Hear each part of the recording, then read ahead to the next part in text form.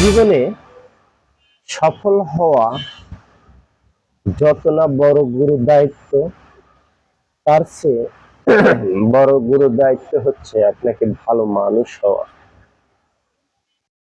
আর ভালো মানুষ হলেই আপনি সমাজে, রাষ্ট্রে আপনার কদর বাড়বে। আর ভালো মানুষেরা কখনো বাবা মার দোয়া ছাড়া হয় না। তাই বাবা মার দোয়া নিন, ভালো মানুষ হন। বাবা মার দোয়া পৃথিবীতে বৃথা যায় না। তাই বাবা মার কাছে সুপর্দ করুন আপনার সব কর্ম, আপনার সব কৃতিত্ব। বাবা মার কাছে দোয়া নিন, বাবা মার কাছে দোয়া চান।